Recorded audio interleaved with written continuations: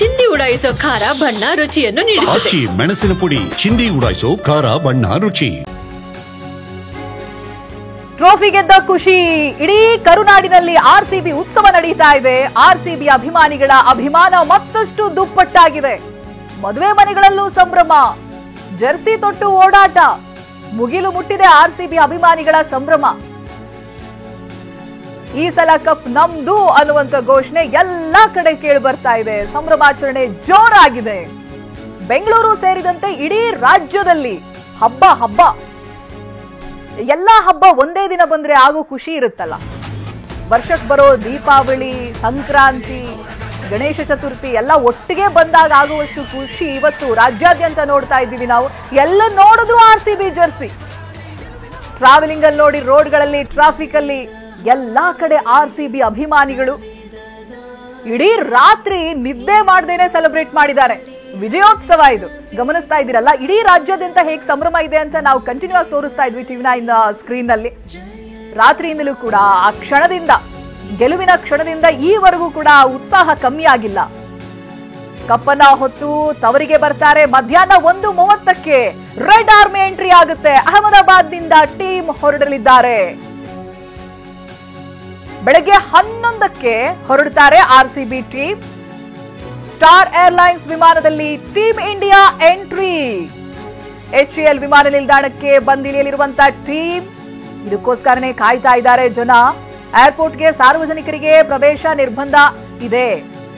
Cup ಹೊತ್ತು ತವರಿಗೆ ಬರ್ತಾ ಇದೆ ರೆಡ್ ಟೀಮ್ ಆರ್ಸಿಬಿ. ಮಧ್ಯಾಹ್ನ 1:30ಕ್ಕೆ ರೆಡ್ ಆರ್ಮಿ ಎಂಟ್ರಿ ಆಗುತ್ತೆ ತವರಿಗೆ. ಕಪ್ ಹೊತ್ತು ಬರ್ತಾರೆ. ಅಹಮದಾಬಾದ್ನಿಂದ ಹೊರಡಲಿದ್ದಾರೆ ಸುಮಾರು 11 ಗಂಟೆಗೆ. ಇನ್ನು 1 ಗಂಟೆಯಲ್ಲಿ ಅಹಮದಾಬಾದ್ನಿಂದ ಹೊರಡ್ತಾರೆ. ಡೈರೆಕ್ಟ್ ಎಂಟ್ರಿ ಬೆಂಗಳೂರಿಗೆ. ಬೆಂಗಳೂರಿನಲ್ಲೇ ಮ್ಯಾಚ್ ಇದ್ದಿದ್ರೆ ಅದು ಕಥೆನೇ ಬೇರೆ ಆಗಿರೋದು. ಬಹುಶಃ ಟ್ರಾಫಿಕ್ ಇವತ್ತು ಬೆಳಗ್ಗೆವರೆಗೂ ಇರ್ತಾ ಇತ್ತು. ದೊಡ್ಡ ಸಮಸ್ಯೆನೇ ಆಗಿರೋದು. ಬಟ್ ಈಗ ಮಧ್ಯಾಹ್ನ ಅಷ್ಟೊತ್ತಿಗೆ ಬೆಂಗಳೂರಿಗೆ ಬರ್ತಾ ಇದ್ದಾರೆ ಅನ್ನೋದು ಗೊತ್ತಾಗ್ತಾ ಇದೆ. ತಾಜ್ ವೆಸ್ಟ್ ಎಂಡ್ಗೆ ತೆರಳುತ್ತಾರೆ ಆಟಗಾರರೆಲ್ಲರೂ ಕೂಡ. HAL ನಿಂದ ನೇರವಾಗಿ ತಾಜ್ ವೆಸ್ಟ್ ಎಂಡ್ಗೆ ಹೋಗ್ತಾರೆ. ಅಲ್ಲಿ ವಿಶ್ರಾಂತಿಯನ್ನ ಪಡಿತಾರೆ. Of course much needed rest ಇದು. ಗೆಲುವಿನ ನಂತರ ನಾವು ಹೇಗೆ ನಿದ್ದೆಗೆಟ್ಟಿದ್ದೀವೋ, ಗೆಲುವನ್ನ ಕೊಡೋದಕ್ಕೆ ಅವರು ನಿದ್ದೆಗೆಟ್ಟಿರ್ತಾರೆ. ರೇಸ್ ಕೋರ್ಸ್ ರಸ್ತೆಯಲ್ಲಿರುವಂತಹ ತಾಜ್ ವೆಸ್ಟ್ ಎಂಡ್ ನಲ್ಲಿ ಸ್ವಲ್ಪ ಹೊತ್ತು ವಿಶ್ರಾಂತಿ ಮಾಡ್ತಾರೆ, ಸ್ವಲ್ಪ ವಿಶ್ರಾಂತಿ ಪಡಿತಾರೆ. ಆ ನಂತರದಲ್ಲಿ ಮುಂದಿನ ಕಾರ್ಯಕ್ರಮ ಏನು ಅನ್ನೋದನ್ನ ಪ್ಲಾನ್ ಮಾಡಲಾಗುತ್ತೆ.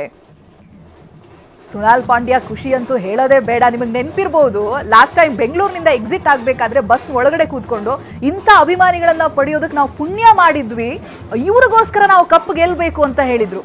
ನಿಜಕ್ಕೂ ಗೆಲುವಿನ ನಂತರ ಮೊದಲು ನೆನಪಾಗಿದ್ದೆ ಆ ಮಾತು ಕೃಣಾಲ್ ಪಾಂಡ್ಯ ಅವರು ಹೇಳಿರೋದು. ಲಾಸ್ಟ್ ಓವರ್ ನಲ್ಲಿ ಅದನ್ನ ಪ್ರೂವ್ ಮಾಡಿದ್ರು ಕೂಡ. ಬಸ್ಟ್ ಸಾಥ್ ಕೊಟ್ಟಿದ್ರು. ಬ್ಯಾಕ್ ಟು ಬ್ಯಾಕ್ ವಿಕೆಟ್ ಅನ್ನ ಕಬಳಿಸೋ ಮೂಲಕವಾಗಿ. ಅನಂತರ ಲಾಸ್ಟ್ ಓವರ್ ನಲ್ಲಿ ಕಟ್ ಹಾಕೋದು ತುಂಬಾ ಮುಖ್ಯವಾಗಿತ್ತು. ನಮ್ಗೆ ಸಿಕ್ಕಿರೋದು 6 ರನ್ಗಳ ಗೆಲುವು. ಸ್ವಲ್ಪ ಯಾಮಾರಿದ್ರು, ಎಲ್ಲಾ ಕನಸುಗಳು ಭಗ್ನವಾಗ್ತಾ ಇತ್ತು. ಅದರಲ್ಲಿ ಕೃಣಾಲ್ ಪಾಂಡ್ಯ ಅವರ ಕೊಡುಗೆ ನಾವು ಮರೆಯೋ ಹಾಗೆ ಇಲ್ಲ. ಹಾಗಾಗಿ ಅವ್ರು ಹೇಳಿರುವಂತ ಮಾತುಗಳು ಕೂಡ ನೆನಪಾಗ್ತಾ ಇದೆ. ಆರ್ಸಿಬಿ ಅಭಿಮಾನಕ್ಕಾದ್ರೂ ನಾವು ಟ್ರೋಫಿ ಗೆಲ್ಲಬೇಕು, ಇವ್ರಿಗೋಸ್ಕರ ನಾವು ಟ್ರೋಫಿ ಗೆಲ್ಲಬೇಕು ಅಂತ. He did it, he proved it. ಆ ನಂತರದಲ್ಲಿ ಎಲ್ಲ ಶೋ ಅನ್ನು ಕೂಡ ಕಬ್ಜಾ ಮಾಡ್ತಾ ಇದ್ದಾರೆ. ಎಲ್ಲೆಲ್ಲಿ ಹೋಗಿ ಸ್ಟೆಪ್ಸ್ ಹಾಕ್ತಾ ಇದ್ದಾರೆ ನೋಡಿ, ಅಷ್ಟು ಸಂಭ್ರಮಿಸ್ತಾ ಇದ್ದಾರೆ. He deserves. ರಜತ್ ಪಾಟೀದಾರ್, ಕೃಣಾಲ್ ಪಾಂಡ್ಯ ಮರೆಯೋ ಹಾಗೆ ಇಲ್ಲ, ನಾವು ಮರೆಯೋ ಹಾಗೆ ಇಲ್ಲ. ಶೆಫರ್ಡ್ ಕ್ರೇಜ್ಗೆ ಬಂದಾಗ ಬಹುಶಃ 200 ಕ್ರಾಸ್ ಆಗುತ್ತೆ ಅಂತ ನಮ್ದು ಒಂದು ಥಾಟ್ ಇತ್ತು. ಬಟ್ ಶೆಫರ್ಡ್ ನಾವು ಈ ಹಿಂದೆ ಕ್ವಾಲಿಫೈರ್ ಅಲ್ಲಿ ನೋಡಿದಂತ ಪರ್ಫಾರ್ಮೆನ್ಸ್ ನಮ್ಗೆ ನೋಡೋದಕ್ಕೆ ಸಿಕ್ಕಿಲ್ಲ. ಏನಾಗುತ್ತೆ ಅನ್ನುವಂತ ಭಯ ಅಲ್ಲಿಂದ ಶುರುವಾಗಿತ್ತು. ಬಟ್ ಎಲ್ಲವೂ ಕೂಡ ಇತಿಹಾಸ ಈಗ.